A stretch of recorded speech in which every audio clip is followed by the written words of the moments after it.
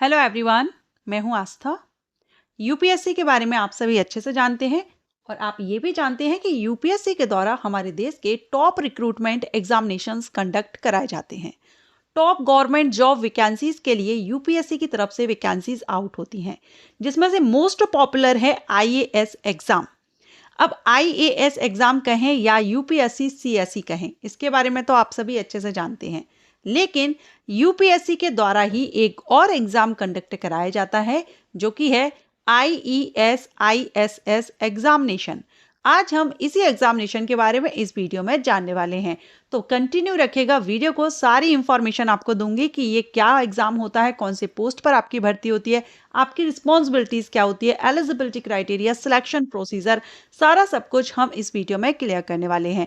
और एक बात याद रखिएगा, अभी हाल ही में आईईएस एंड आईएसएस के लिए नोटिफिकेशन रिलीज हो चुका है, तो जो कैंडिडेट इंटरेस्टेड हो वीडियो कंप्लीट देखने के बाद अगर आप एलिजिबल होते हैं तो आप अप्लाई भी कर सकेंगे। चलिए स्टार्ट करते हैं। सबसे पहले तो हम इनका फुल फॉर्म देखेंगे। यूपीएससी का तो आप सभी जानते ही हैं। आईईएस और आईएसएस का देखेंगे तो आईईएस का फुल फॉर्म होता है इंडियन इकोनॉमिक्स सर्विस, हिंदी में भारतीय आर्थिक सेवा कहते हैं। और आईएसएस का फुल फॉर्म होता है इंडियन स्टैटिस्टिकल सर्विस, जिसको हिंदी में भारतीय सांख्यिकी सेवा कहते हैं। ये दोनों ही पोस्ट ग्रुप ए की गेजेटेड पोस्ट हैं। ग्रुप ए के अंतर्गत ये दोनों ही पोस्ट आती हैं। जिस तरह से यूपीएससी के द्वारा आईएएस या आईपीएस ऑफिसर बनने के लिए यूपीएससी सीएसई एग्जामिनेशन कंडक्ट कराया जाता है, उसी तरह आईईएस या ISS means economic officer, Indian economics officer या इंडियन स्टैटिस्टिकल ऑफिसर्स बनने के लिए यूपीएससी के द्वारा आईईएस आईएसएस एग्जामिनेशन भी कंडक्ट कराया जाता है।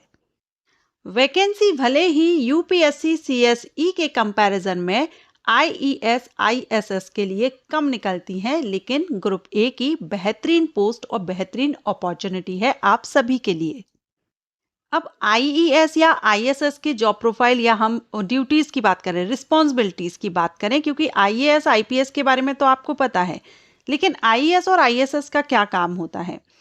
तो जो कि ये जो आईएएस और आईएसएस है, पहले अगर हम आईएएस की बात करें, जो भारतीय आर्थिक सेवा है, ये आर्थिक सलाह, नीति निर्धारण या जो स्टैटिस्टिकल है तो सांख्यिकी, डेटा विश्लेषण, विकास योजनाओं जैसे जो कार्य होते हैं, इनमें गवर्नमेंट की हेल्प करते हैं, सहायता करते हैं।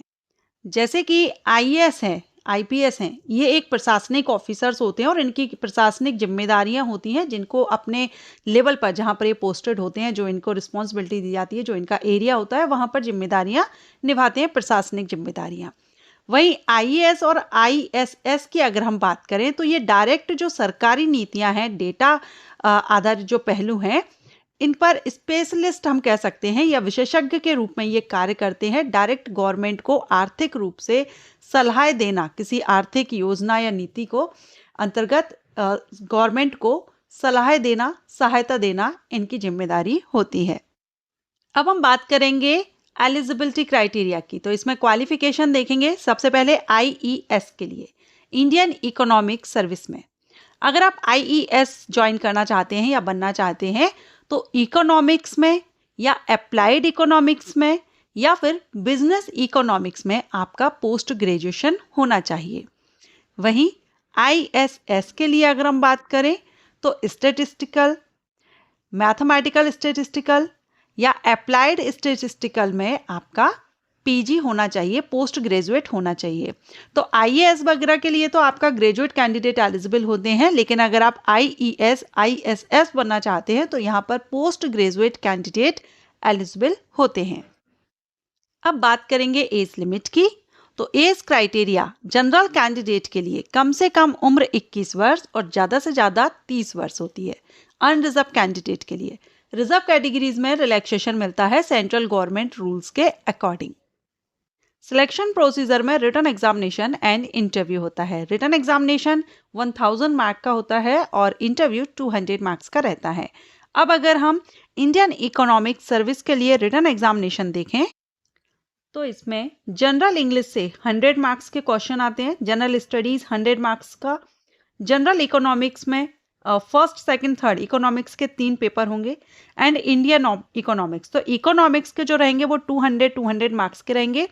इंग्लिश और जनरल स्टडी ये 100 मार्क्स की है और सभी के लिए आपको 3-3 घंटे का समय दिया जाता है।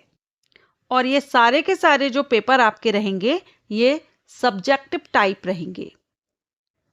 वहीं अगर हम ISS की बात करें तो इसमें भी जनरल इंग्लिश के 100, जनरल स्टडीज से 100 मार्क्स का 4 पेपर जैसे इकोनॉमिक्स के थे, इसमें स्टैटिस्टिक के 4 रहेंगे, जिसमें से 2 तो ऑब्जेक्टिव रहेंगे और 2 डिस्क्रिप्टिव रहेंगे।